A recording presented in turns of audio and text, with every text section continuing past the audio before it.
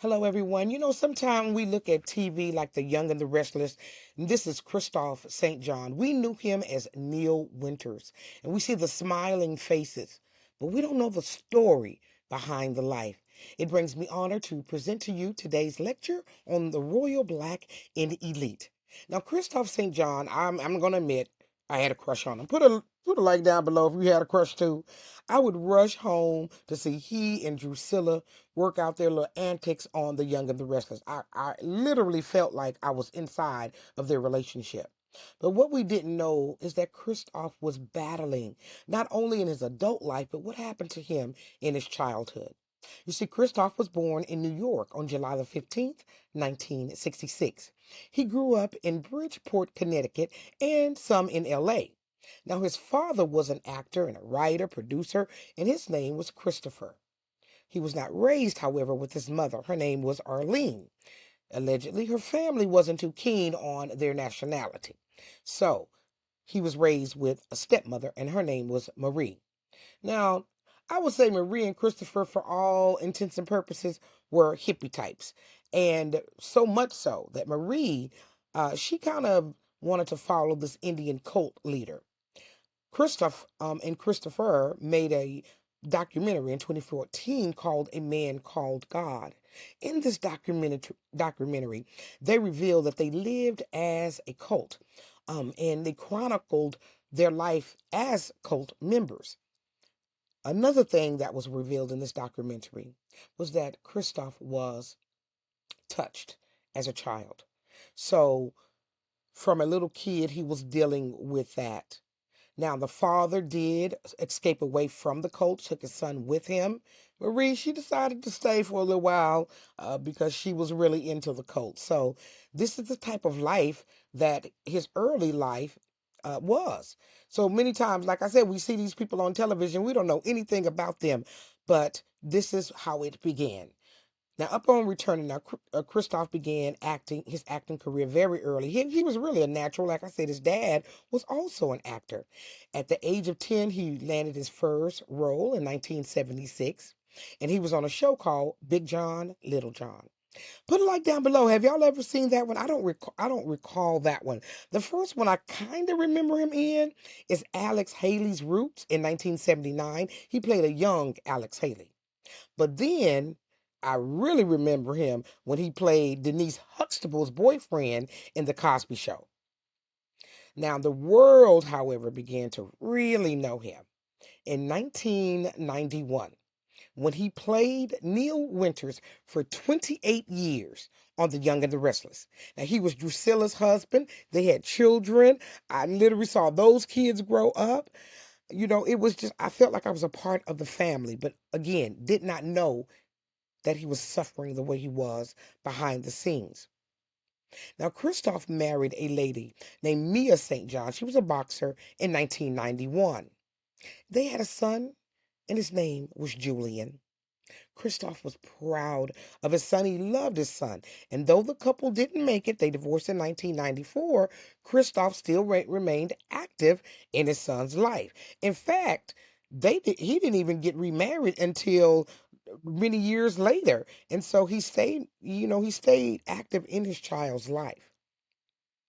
However, Julian was struggling with some mental health issues.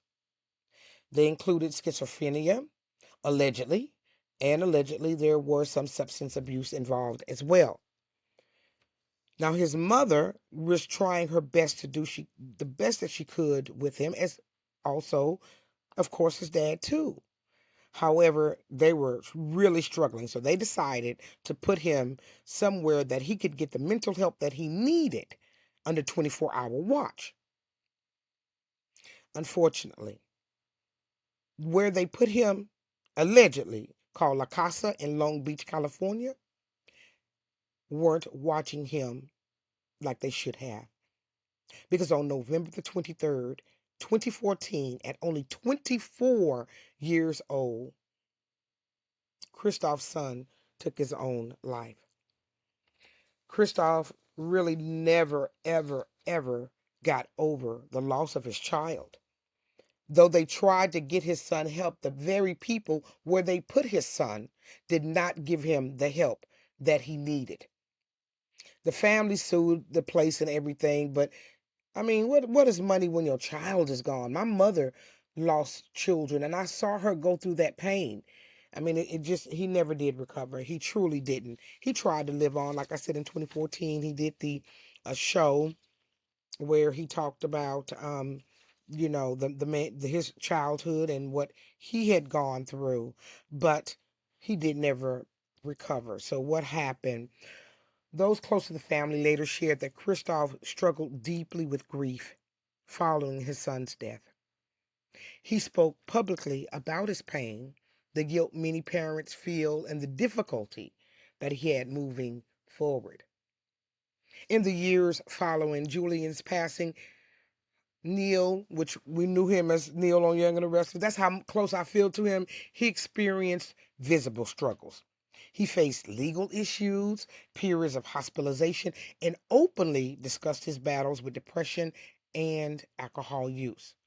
His friends and his colleagues, they were really concerned about him.